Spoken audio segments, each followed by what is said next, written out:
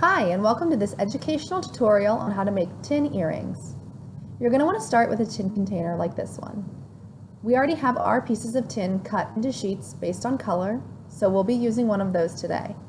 My mother has selected this floral one that we've actually already made earrings out of before. As you can see here, it's a vibrant, shiny piece of metal. Some things that you'll need are a metal cutter, a metal die, dye lubricant, a mallet, metal scissors, and a metal hole punch. You're going to want to start by taking the lid off of your container and cutting up the ridge of the tin until you get to the base, as you can see here. We're not actually going to cut this one because we already have a sheet, but that is how you do it. You cut right up to the base and you work your way around until you can pop the lid off, and it's a flat strip, just like we have here. The next step is to figure out exactly which section of the tin that you want to work with. What pattern do you want? You can use a model like this to figure out exactly where you want it to lay. We're not too picky right now, so we're just going to slide it right in to the metal cutter, as you can see here. You'll want to line it up with the metal cutter to find the section that you're looking for. And when you found the part that you want, you can stick the metal die into the cutter. You're going to tighten up the metal cutter so that it doesn't move. You'll lubricate the die so that it's extra sharp, and you'll stick it right into the metal cutter. The next step is to hit the metal cutter with a giant mallet. This is a 2-pound brass mallet. One firm hit will do the trick. You can lift up the cutter, and there you have the metal disc. This is our first earring. You'll just do this one more time, the same way, tightening the metal cutter, inserting the die, taking your hammer, and one big hit. There you have it, the second piece. The next step is to sand the edges of the disc.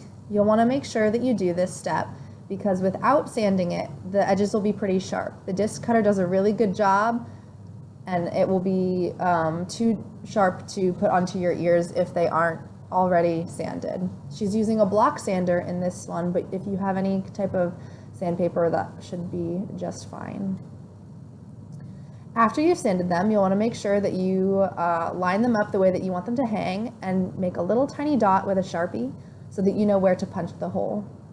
You'll take a metal hole punch just like this one, and you'll line it up with the Sharpie and just do one firm click.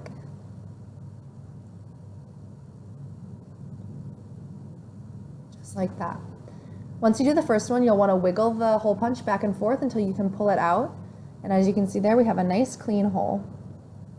She's going to do the second one in the exact same way. One firm click.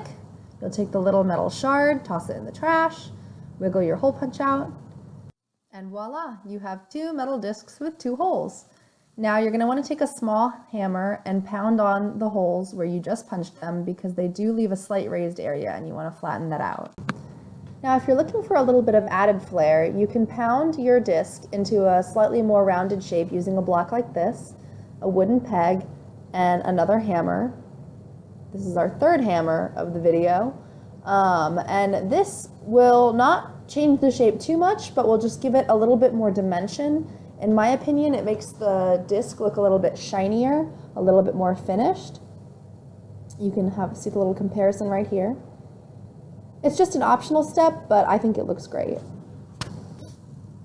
From there, you'll want to find 2 ear wires, just like this, and you'll put them onto the discs. So when you open an ear wire, you want to rotate it to the side. You want to pull it out towards you. You never want to open it up so that it's not a circle anymore. You pull it to the side and insert the disc on the wire, and then you twist it back straight the same way. Just kind of bending it instead of pulling it and unfurling the circle. You want to wiggle it tight so that the sides of the ear wire connect and that it's firm and crisp. And once you've done that to both, you're done. Congratulations, you now have a very own pair of earrings. They look great for any occasion, and you can use any metal discs, any metal trays, any metal containers you'd like to make them. I hope you enjoyed this video. Thank you so much for watching.